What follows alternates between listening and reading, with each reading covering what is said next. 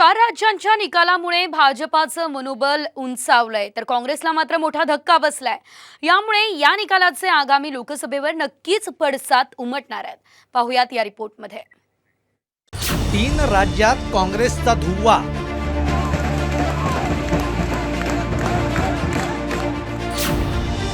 India आघाडीचं वाढणार tension.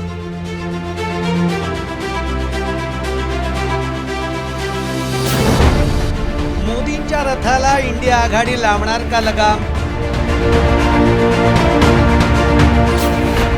की अंतर्गत नाराजीचा बसणार फटका।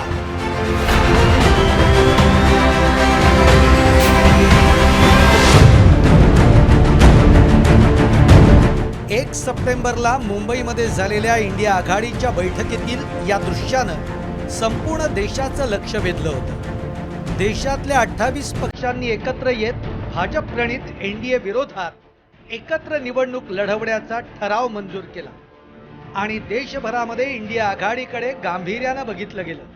खरं तर या बैठकीतच महाआघाडीच्या घटक पक्षांनी जागा वाटपावर लवकरात लवकर चर्चा सुरू करण्याची मागणी केली होती। मात्र काँग्रेसनं तत्काळ चर्चा करण्याचा निर्णय घेतला। सूत्रांनी दिलेल्या माहितीनुसार 5 राज्यांच्या विधानसभा निवडणुकीत चमकदार कामगिरी करून त्यानंतर जागा वाटपावर चर्चा केल्यास चर्चेवर आपला वर्चस्व राखता येईल असं अनेक काँग्रेस नेत्यांचं मत होतं। मात्र सध्या तरी काँग्रेसचा हा प्लॅन फसल्याचं चित्र आणि त्यावर इंडिया आघाडीतूनच नाराजीचे सूर उमटू लागले। जो अलायंसेस थे, जो अलायंसेस के साथ लेकर चल सकते थे, वहाँ पे भी कहीं गलतियां हुई हैं, पर मैं उस पर अभी जाना नहीं चाहूँगी। पर हाँ, चौंकाने वाले हैं और आत्मचिंतन करने की ज़रूरत है कांग्रेस में भी कि क्यों एक जीता हुआ चुनाव, खास करके मध्य प्रदेश एक जीता हुआ चुनाव इस तरीके से हार गए हैं। तेलंगाना में जीत हुई है। तेलंगाना में जो उनका पूरा कैंपेन चला, रेवंत रेड्डी जी का चेहरा था, बहुत स्पष्ट था, उनके जो वादे थे वो स्पष्ट थे, उससे जीत हुई है, तो ये एक पॉजिटिव है। संयुक्त जनता दलानं इंडिया आघाडीवर दबाव निर्माण करायला सुरुवात केली।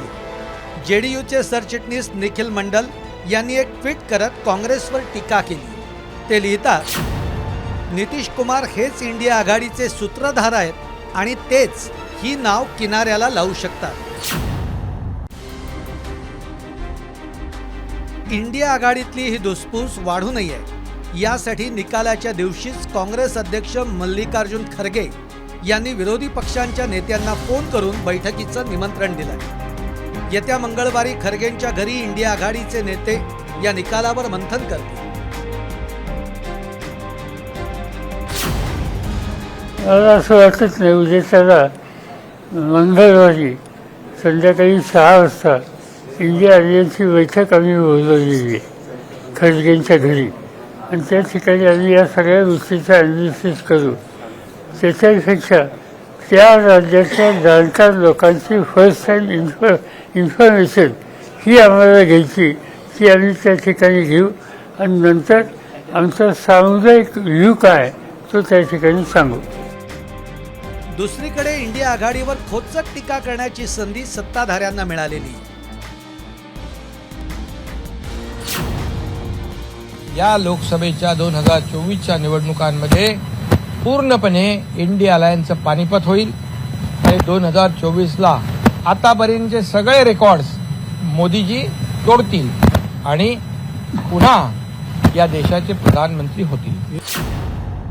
आता माझी एकच विनंती आहे, आता ते इंडियावाले म्हणतात ना, त्यांनी काहीतरी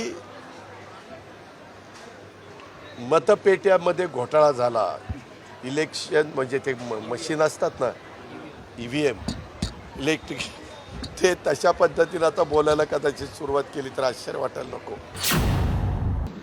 नाही, मला समजत नाही आघाडी राहिलीच कुठे, आघाडी आहेच कुठे। पहिल्यांदा बिहारमध्ये झाली तेव्हा जमतेमके लोक जमले होते, दुसऱ्या तिसऱ्या चौथ्या मीटिंगमध्ये तर अर्ध्यापेक्षा जास्त गायब झाले, आणि आता या निकालामुळे तर आता त्यांचं कोण राहील मला समजतच नाही। अजून ते त्यांचं पंतप्रधानांचं नाव ठरत नाही, त्यांचा नेता कोण हे सुद्धा ते ठरवत नाहीये।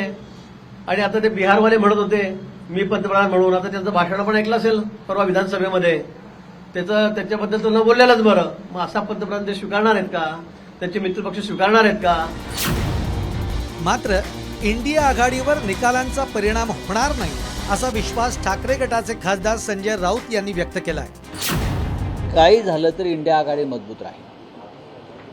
ह्या 5 राज्यातील नव्हे तर मी 4 राज्य म्हणेन. मिझोरमचा निकाल काय लागणार सगळ्यांना माहिती आहे. तिथे ना भाजपा ना काँग्रेस, तिथे स्थानिक पक्ष येतात. मिझो नॅशनल फ्रंट असेल किंवा अन्य असतील. तेलंगणाचा निकाल लागलेला आहे. या 3 राज्यांचा निकालाचा परिणाम 2024च्या निवडणुकांवर आणि इंडिया आघाडीवर होणार नाही. आम्ही मजबूत आहोत. इंडिया आघाडीचं नेतृत्व करण्याची आशा करणाऱ्या काँग्रेसच्या स्वप्नाला मोठा धक्का या निकालाने बसलाय. त्यामुळे इतर प्रादेशिक पक्षांच्या राष्ट्रीय अपेक्षा वाढण्याची शक्यता आहे. पण खरा प्रश्न आहे तो म्हणजे मोदी आणि भाजपाला आव्हान देण्यासाठी इंडिया आघाडी टिकणार की या निवडणुका इंडिया आघाडीसाठी पनवती ठरणार. ब्युरो रिपोर्ट, साम टीव्ही न्यूज.